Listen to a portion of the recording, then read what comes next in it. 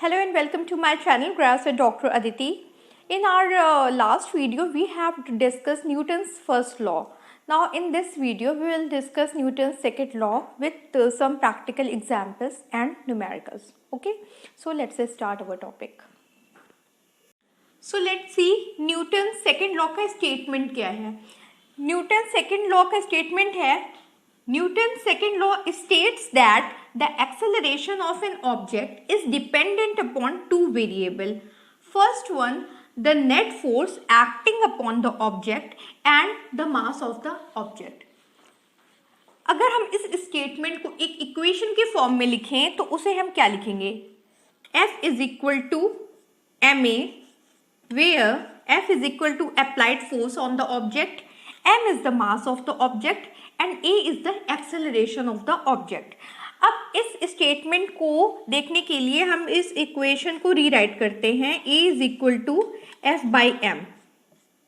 It means acceleration on an object is equal to force applied on the object divided by mass of the object. Okay?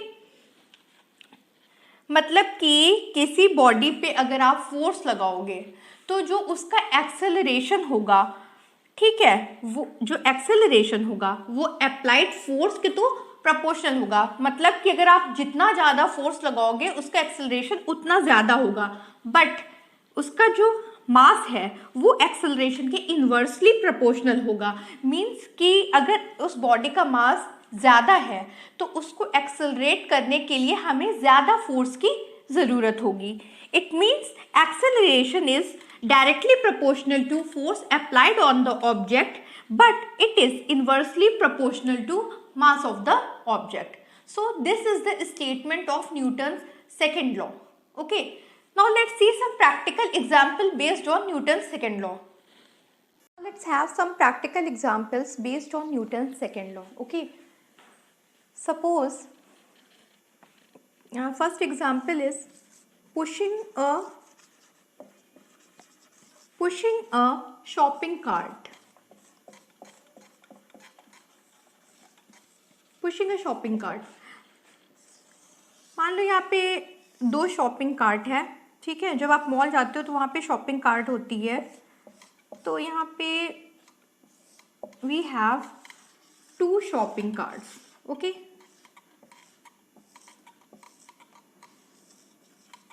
The first shopping cart is empty. इसमें कुछ भी नहीं है.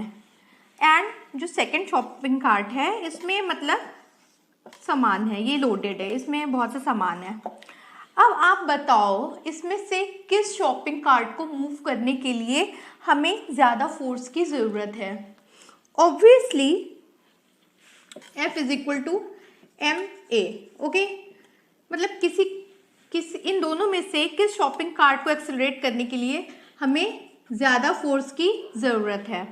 तो आप देख रहे हो एम्प्टी शॉपिंग कार्ट का मास जो होगा वो हमेशा लेस होगा. M empty is always less than M full.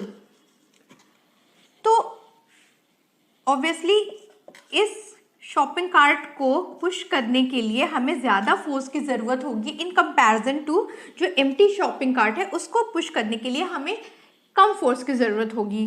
तो ये एक एग्जाम्पल हो गया न्यूटन सेकेंड लॉ का कि acceleration is proportional to force and inversely proportional to mass. मतलब मास जितना ज़्यादा होगा उसको उतना ज़्यादा एक्सेलरेट करने के लिए हमें उतने ज़्यादा फोर्स की ज़रूरत होगी. ओके, सिमिलरली आपके पास दो बॉल्स हैं, एक फुटबॉल है और एक टेनिस बॉल है. ओके, ठीक है. इसका वेट है सपोज 2 kg एंड इसका वेट है सपोज 50 ग्राम. तो इसमें किसको हिट करने के लिए ज़्यादा फोर्स की ज़रूरत होगी? सिंस फुटबॉल का मास ज़्यादा है as compare to tennis ball, तो इसको मूव करने के लिए हमें ज़्यादा फोर्स की ज़रूरत होगी एज कंपेयर टू ये जो छोटी वाली बॉल है उसको हिट करने के लिए हमें लेसर फोर्स की ज़रूरत पड़ेगी. So these are some practical examples of Newton second law. Okay, now let's have some numerical based on Newton second law. यहाँ पे हमें क्वेश्चन दिया हुआ है, an object of 50 kilogram gets the speed of 10 meter per second in 5 seconds from zero velocity. Calculate the required force applied by engine of the car. तो सबसे पहले what are the given values, इस question में हमें क्या क्या values दी हुई हैं पहले हमें ये देखना है. मास ऑफ द ऑब्जेक्ट दिया हुआ है, mass m is equal to 50 kg. Okay, mass दिया है 50 kg. जो स्पीड है, final speed means v, final velocity is 10 metre per second from zero velocity. It means initial velocity जो है वो है 0 metre per second and time is 5 second. t is equal to 5 second. And now हमें calculate क्या करना है, calculate the required force applied by the engine of the car. F को calculate करना है. ओके, तो according to Newton second law F is equal to ma. ठीक है, मास यहाँ हमें दिया हुआ है, फोर्स की वैल्यू पता करनी है, एक्सेलरेशन हमें यहाँ पे कैसे निकालना है. सबको पता है कि एक्सेलरेशन जो होता है वो होता है final velocity minus initial velocity divided by time. तो यहाँ पे फाइनल वेलोसिटी है 10 metre per second, 10, initial velocity is 0 and time is 5 second. So acceleration is equal to 2 metre per second square. Okay, now force will be equal to F is equal to m into a. Here m is 50 kilogram, ये हमें दिया हुआ है. Acceleration is 2 metre per second square. So the force will be F is equal to 100 Newton. So we got the value of force is 100 Newton, right? Now let's have another example. Okay. Now we have another example.